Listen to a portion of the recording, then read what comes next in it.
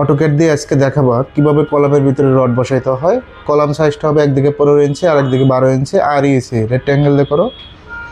এই পয়েন্ট থেকে এদিকে 15 কমা দাও, এদিকে 12। ক্লিয়ার কভার 1.5 ইঞ্চি, ও লেখে ইন্টার, 1.5 লেখে ইন্টার। ওকে, এখন এটা ডিভাইডেড করো, স্কিপ দাও, আগে এক্সপ্লোড করে নাও। সিলেক্ট করে এক্স লেখে ইন্টার, সিলেক্ট করে এক্স লেখে ইন্টার। এটা কি এক্সপ্লোড হয়েছে? এক্স লেখে ইন্টার। ওকে, এখন ডিভাইডেড করো, ডিআইবি লেখে ইন্টার, এখানে ক্লিক 3 লেখে ইন্টার।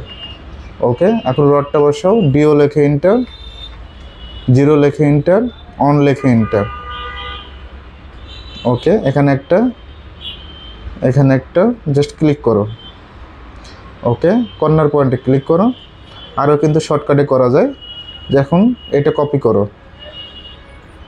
সিলেক্ট করো, সিলেক্ট করে কপি করে দাও, সিপি লেখে ইন্টার। ওকে, মিড পয়েন্ট, একইভাবে এই কর্নার পয়েন্ট ডিলিট করে দাও।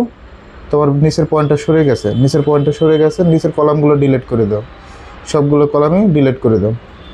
প্রয়োজনে আবার নতুন করে করো, মুভ করতে হবে না, তুমি আবার নতুন করেই করো। জুম করো, উপরে 4টা সিলেক্ট করো, জাস্ট সিলেক্ট করো, কপি করো, সিপি লেখে ইন্টার। এটা সতর্ক থাকতে হবে, ঠিক আছে? এই পয়েন্ট থেকে জাস্ট জুম করে বসো, জাস্ট ক্লিক। ওকে, এখন উপরে ডিভাইডেডগুলো ডিলিট করে দাও। আশা করি হুকটাও দিয়ে দিতে পারবা, ঠিক আছে? একেবারে সহজভাবে।